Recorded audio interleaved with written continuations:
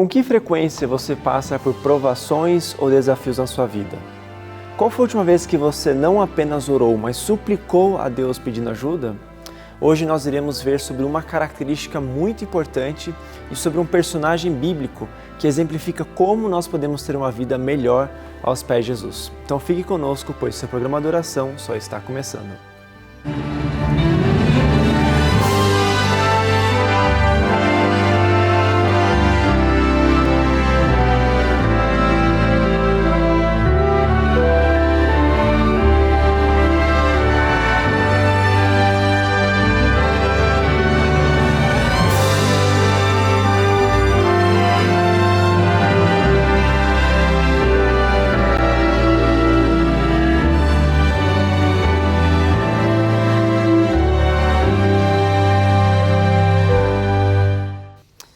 Em nossa jornada espiritual, nós sempre precisamos de bons materiais que nos ajudem a aumentar o nosso conhecimento bíblico, ajude a tirar algumas dúvidas ou trazer algum certo apoio em alguns momentos que nós tenhamos algumas dificuldades.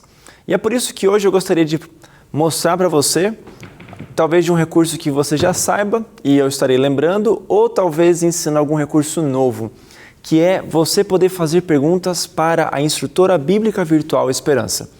É uma funcionalidade aqui na Novo Tempo que muitas pessoas têm utilizado para tirar alguma dúvida bíblica complicada, alguma coisa que talvez você tenha gastado um bom tempo tentando receber uma resposta, mas que ainda não tenha. Você pode enviar uma mensagem para a Esperança e tirar uma vez por todas essa dúvida bíblica que você tem.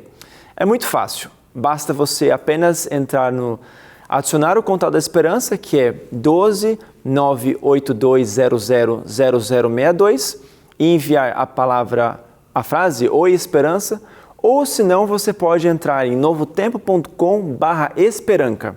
Uma vez mais, enviar Oi Esperança para 12 982000062 ou entrar em novotempo.com/esperanca. Você vai direto para o WhatsApp dela. Você vai mandar isso e vai aparecer 3 opções. A opção do meio é fazer uma pergunta. Você escreve a sua pergunta e você vai receber não só uma resposta, mas vai receber vários materiais da Novo Tempo, produções aqui da Novo Tempo, sejam vídeos, partes Na Miras da Verdade, outros programas da Novo Tempo, artigos, para você ter não apenas a resposta, mas materiais para você aprender mais sobre a Palavra de Deus. Então é muito fácil. Não se esqueça, toda vez que tiver uma pergunta, ali é a melhor maneira e mais rápida de você responder essa pergunta. Vamos começar a nossa reflexão hoje com uma oração.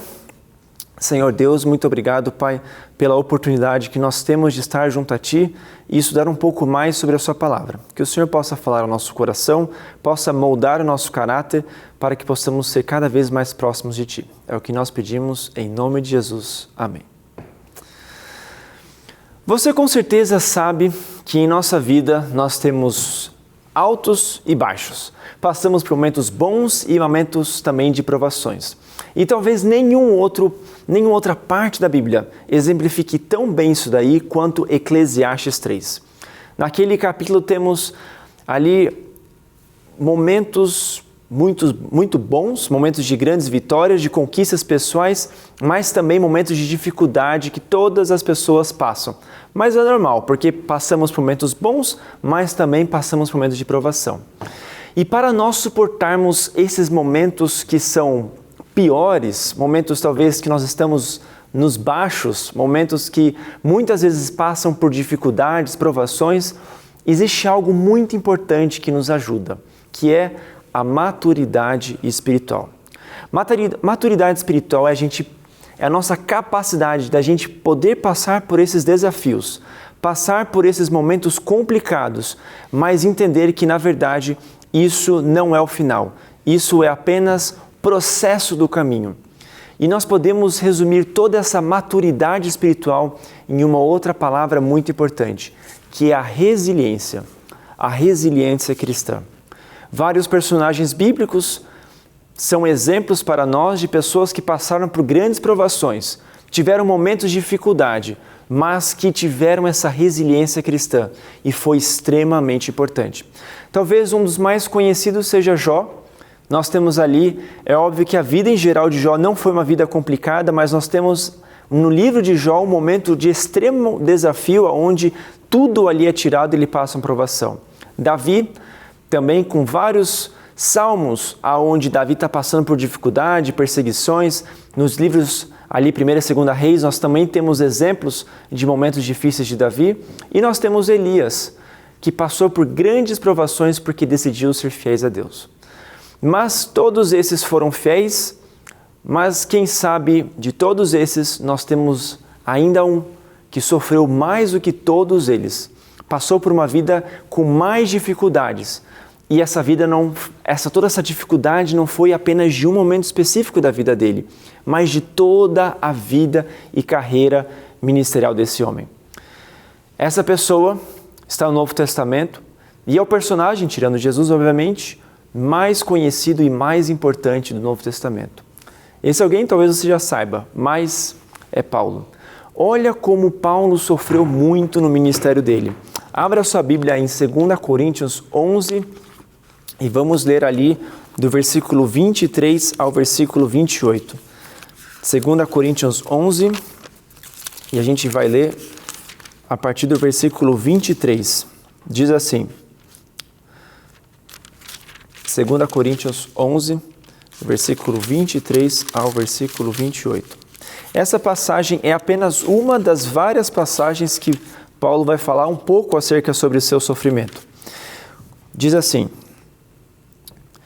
são servos de Cristo, Paulo falando aqui, sei que dou a impressão de estar louco, mas digo que tenho servido muito mais. Trabalhei com mais dedicação, fui encarcerado com mais frequência, perdi a conta de quantas vezes fui açoitado. Em várias ocasiões enfrentei a morte. 5 vezes recebi dos líderes judeus os 39 açoites. 3 vezes fui golpeado com varas, fui afligado, apedrejado 1 vez. 3 vezes sofri naufrágio. Certa ocasião, passei uma noite e um dia no mar, à deriva. Realizei várias jornadas longas. Enfrentei perigos em rios e em assaltantes. Enfrentei perigos de meu próprio povo, bem como os gentios. Enfrentei perigos em cidades, em desertos e no mar. Enfrentei perigo por causa de homens que se diziam irmãos, mas que não eram. Tenho trabalhado arduamente, horas a fio, e passei muitas noites sem dormir. Passei fome e senti sede, e muitas vezes fiquei em jejum. Tremi de frio, por não ter roupa suficiente para me agasalhar. Além disso tudo, sobre mim pesa diariamente a preocupação com todas as igrejas. Um homem que trabalhou tanto, que foi uma bênção para a igreja, mas que sofreu muito, trabalhou muito, pregou muito. Paulo, ele realizou em sua jornada 3 grandes viagens missionárias. E nessas viagens, ele andou demais. Para se ter uma noção, só somando a soma das distâncias entre cada cidade que ele andou na sua jornada, se for somar as 3 viagens missionárias, obviamente, tirando alguns detalhes, algumas caminhadas ali dentro das cidades, mas só a distância entre as cidades, Paulo teria andado mais de 16 mil quilômetros. 16.547 quilômetros. Para você ter uma ideia, o Brasil tem aproximadamente 4.000 quilômetros de extensão. É como se Paulo fosse do Oiapoque ao Chuí uma vez, voltasse, mais outra vez e voltasse novamente. Em uma época que não haviam carros, aviões, ônibus, tudo isso ele fez para pregar o Evangelho. Mas quem foi Paulo? Paulo tem uma vida curiosa. Ele nasce em Tarso, na Sicília, um centro da cultura grega naquela época. Era uma cidade universitária que valorizava muito o estudo. E na época de Paulo, havia aproximadamente 500 mil de habitantes na cidade de Tarso. O comércio da cidade era muito forte. Caravanas com comerciantes vinham e iam constantemente naquela cidade. E haviam muitos soldados romanos. E por conta disso, haviam várias pessoas que trabalhavam num trabalho bem específico, fabricando tendas para acampamento. E essa era exatamente a profissão que Paulo tinha. Eles faziam com pele de animais, como por exemplo de camelo ou de linho, e essas tendas eram muito populares em Tarso. Muitos achavam que Paulo não era religioso, que ele não era temente a Deus, especialmente antes dele virar Paulo, quando ele ainda era Saulo. Mas a vida religiosa de Paulo, ou de Saulo, começa, na verdade, muito cedo. Saulo era do povo judeu, ele era da tribo de Benjamim, e ele era um escriba e fariseu. E Saulo começa, como todo bom judeu, a estudar bem cedo, aproximadamente aos 5 anos de idade, quando as crianças judias iam para a escola e começavam a decorar algumas pequenas partes de Torá. Elas aprendiam alguns textos proféticos, conheciam algumas aplicabilidades da prática desses textos proféticos, e Paulo, obviamente, era muito inteligente. Estudou a Bíblia na melhor escola de Jerusalém e teve um dos melhores professores de todas as épocas, chamado Gamaliel. A título de curiosidade, quem era Gamaliel? Existiam 2 Gamaliéis que aparecem na Bíblia, e esse, com certeza, era o mais famoso. Gamaliel foi um dos líderes judeus mais conhecido e respeitado de todos os tempos. Ele era considerado um líder no Sinédrio e até hoje os judeus têm muito respeito quando falam sobre Gamaliel. Um texto conhecido para os judeus, num livro sagrado chamado a Mishnah, fala que Gamaliel era tão importante que desde a sua morte nunca houve tamanho equilíbrio e bom senso no judaísmo e respeito à lei quanto Gamaliel tinha. Gamaliel também, obviamente, lendo o livro de Atos, a gente consegue perceber que ele era mais equilibrado que Paulo, que era seu discípulo. Ele tinha mais bom senso ao tomar algumas decisões. Mas Paulo, mesmo não tendo todo esse equilíbrio, ele era muito temente a Deus. E por conta disso, ele começa a perseguir os cristãos. Porque ele considerava o cristianismo uma blasfêmia. E por conta disso, pelo seu temor a Deus, ele achava que estava ajudando, perseguindo os cristãos. E você tem o início ali da perseguição de Paulo em Atos 7, na história de Estevão. Estevão está para ser apedrejado e aparece que Paulo segura as túnicas de Estevão. E logo depois disso, ele recebe um veredito para poder ir para Damasco, para ali começar a perseguir os cristãos também. Se nós voltamos para o início do livro de Atos, nós temos a pregação de Pedro, aonde Pedro converte várias pessoas. E a realidade é que várias daquelas pessoas moravam em Damasco. E agora haviam vários cristãos que estavam em Damasco. E é por conta disso que agora Paulo, que na época ainda era Saulo, ele vai para Damasco para perseguir aqueles cristãos. Mas tudo muda no caminho, na estrada para Damasco, quando ele estava indo perseguir os cristãos, quando ele encontra Cristo. Ele encontra Jesus. Um encontro que você sabe, uma luz forte, e ali nós temos talvez uma das maiores conversões da Bíblia. É interessante que talvez a maior conversão da Bíblia não é uma pessoa que tinha uma vida promíscua, não é uma pessoa que tinha práticas ilegais, mas sim uma pessoa que tecnicamente trabalhava para Deus, vivia para Deus, mas que de fato não conhecia esse Deus. Depois daquele momento, daquela conversão, nós temos o início do trabalho do homem que revolucionou o mundo. Converteu milhares de pessoas, levou o evangelho para países diferentes, para cidades diferentes, para os lugares mais difíceis do evangelho alcançar, esse homem alcançou. O cristianismo hoje em dia não seria o que é se não fosse o trabalho de Paulo. Jesus tinha dado a missão aos discípulos. A missão era pregar para o mundo inteiro, mas os discípulos entendem de certa forma essa missão e eles desenvolvem uma técnica que na verdade não é das melhores, mas que eles achavam que funcionava. Bom, nós iremos ficar aqui em Jerusalém e as pessoas de outros lugares do mundo vão vir para as festas judaicas que nós temos aqui.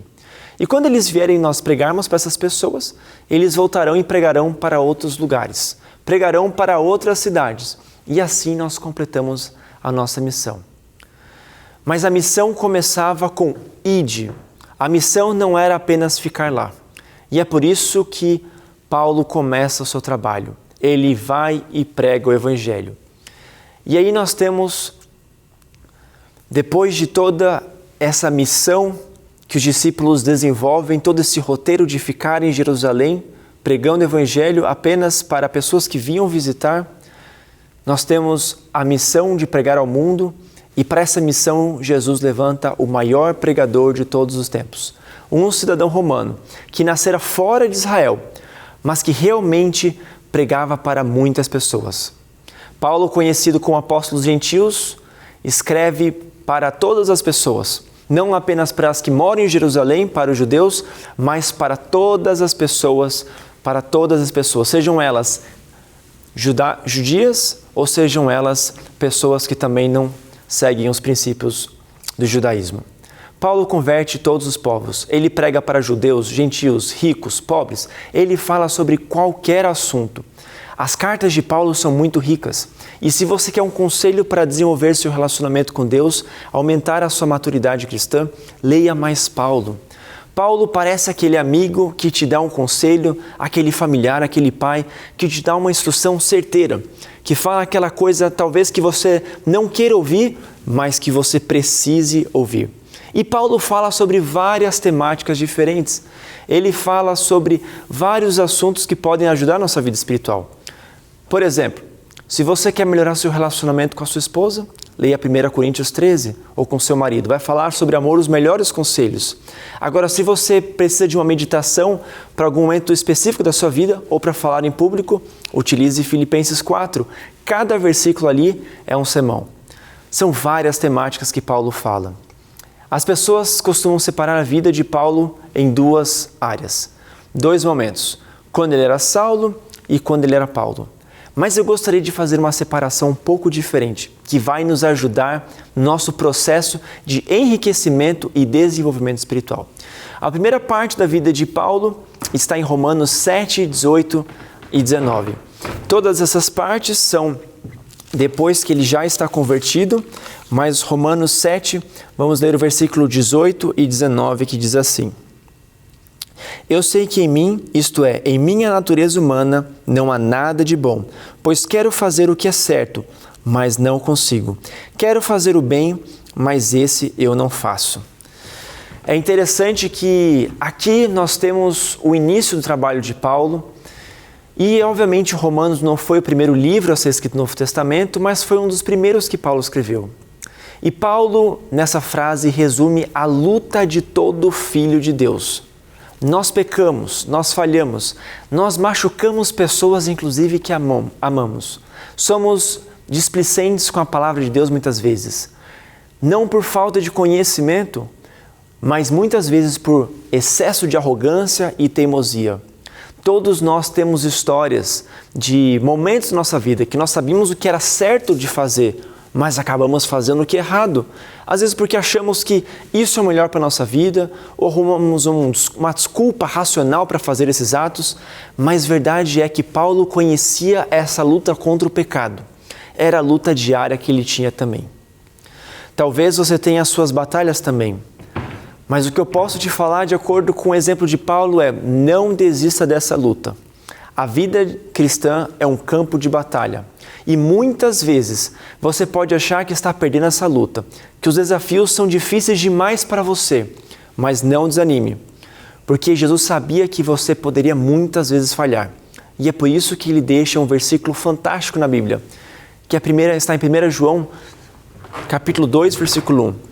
É o único versículo que nós iremos ver hoje que não é de Paulo, escrito por João. Mas é um versículo que vai, com certeza, te trazer um certo conforto em sua Bíblia, em sua vida. 1 João, capítulo 2, versículo 1, diz assim: Meus filhinhos, escrevo-lhe estas coisas para que vocês não pequem. Se, contudo, alguém pecar, temos um advogado que defende nossa causa diante do Pai, Jesus Cristo, aquele que é justo. Quando você querer desistir, quando você não tiver mais forças ou sentir aquele sentimento de eu não sinto mais vontade de ir na igreja, eu não sinto mais vontade de fazer o que é certo, eu não sinto mais vontade de procurar a Deus, você deve orar a Deus pedindo força divina. Segure nos braços de Jesus, pois o amor dele transforma a nossa vida. E lembre desse versículo, cada palavra desse versículo foi feita para nós também. Nesses momentos, você deve se conectar com Cristo, pois nesses momentos que a gente desenvolve a nossa tão importante maturidade cristã. Aquela velha frase que fala: não se desenvolve bons marinheiros em mares calmos. Maturidade cristã. Esse é o segredo para uma vida espiritual forte. E como ter maturidade cristã? É bem simples. Dependência de Deus. Dependência divina é o entendimento que somos fracos, que nós não temos forças e por isso nós precisamos da graça e do poder de Jesus. É neste contexto de lutas, vitórias e derrotas que nós temos o segundo aspecto da jornada cristã. O segundo momento de Paulo, que está relatado em 1 Coríntios 11:1. 1 Coríntios 11:1. Diz assim na sua Bíblia: sejam meus imitadores, como eu sou imitador de Cristo.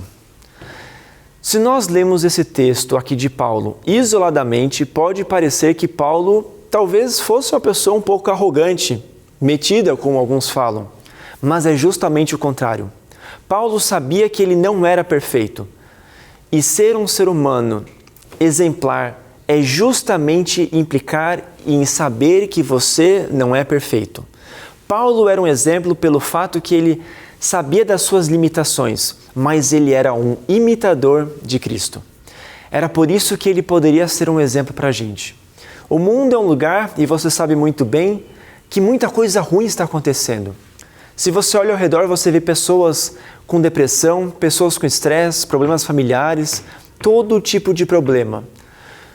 A gente achava que talvez fosse a pandemia que estivesse causando tantos problemas de saúde emocional, mas fato é que as coisas não têm melhorado. Cada vez mais, a cada ano, mais pessoas ansiosas, pessoas depressivas, com idealizações suicidas, todo tipo de promiscuidade a gente vê também, e tudo isso acontece em um mundo com pessoas perdidas, procurando bons exemplos para imitar. O ser humano, naturalmente, ele gosta de imitar exemplos, e parece que quanto mais próximo, mais fácil de imitar. Todos nós procuramos exemplos ou modelos para imitar. É por isso que as empresas gastam milhões de reais para que uma pessoa fale que consome um produto, por mais que não consuma, mas só para trazer esse sentimento, essa vontade de outras pessoas, outros seguidores, consumirem esse produto. Você não precisa ir muito longe. Olha seus filhos, se você tem filhos. Ou se você não tem filhos, olha os filhos de outras pessoas. Eles parecem muito com os pais. Eles falam de um jeito parecido com o pai, têm comportamentos similares aos pais, às mães. Por quê? Porque todas as pessoas conhecem, aprendem imitando outras pessoas. Essa lógica da convivência, ela também implica na nossa vida espiritual. Você se inspira, você pega o jeito dessa pessoa. E Paulo, quando está falando nesse contexto, ele está falando exatamente sobre isso. Sejam meus imitadores, como eu sou um imitador de Cristo. A frase de Paulo, na verdade, não era só de Paulo, é a frase que todos nós cristãos devemos falar. Amigos, familiares, sejam meus imitadores. Porque eu sou perfeito? Não. Mas na minha dependência de Cristo. Me imitem porque eu imito a Cristo. E aí vem a pergunta muito importante. Como ser um imitador de Cristo? Imersão. Mais uma vez. Tempo gastado junto ao Mestre. Esse é o segredo. É o segredo de Moisés descer do céu, ali do monte, e as pessoas acharem, na verdade, não conseguirem olhar a Moisés porque ele estava com tanto brilho. E também a razão de Pedro ser reconhecido no momento da morte de Jesus como alguém que seguia Jesus. Todas essas pessoas estavam em contato constante e profundo com Deus e por isso elas se pareciam mais com Deus. As pessoas poderão te imitar e quando elas te imitarem, elas estarão mais próximas de Jesus. E isso é muito profundo. Elas verão Jesus em você. Eu vou falar mais uma vez. As pessoas irão te imitar e quando imitarem, estarão mais próximos de Jesus. Porque elas verão Jesus em você. Na maneira como você fala com os outros, nos seus pensamentos, nas suas ideias. Tudo isso traz pessoas para mais próximo de Jesus ou não. A história de Paulo continua. Paulo viveu 62 anos, escreveu muito, andou muito, pregou muito. Paulo foi o que mais escreveu livros na Bíblia. Escreve 13 cartas, 14 com o livro de Hebreus. Foi o discípulo que mais viajou, o que mais fundou igrejas, o apóstolo que mais impactou o cristianismo. Ele entendeu o seu propósito aqui na terra. E o último livro que ele escreveu foi o livro de 2 Timóteo, uma carta. Ele escreveu já perto da sua morte. E essa carta é pequena, ela possui apenas 4 capítulos. E aqui vem a terceira e última fase de Paulo, que nós iremos ver. Tudo isso se resume em um versículo. 2 versículos, na verdade. Um trecho pequeno, mas que mostra bastante a história de Paulo. 2 Timóteo, o capítulo 4. Vamos abrir aqui. 2 Timóteo, o capítulo 4. Vamos ler o versículo 7 e o versículo 8. Diz assim: Lutei o bom combate, terminei a corrida e permaneci fiel. Agora o prêmio me espera, a coroa de justiça que o Senhor, o justo juiz, me dará no dia de sua volta. E o prêmio não será só para mim, mas para todo que com grande expectativa aguardavam a sua vinda. Olha que lindas palavras. Viveu com propósito. Não apenas acreditou em Deus, na sua fé, mas viveu pela sua fé.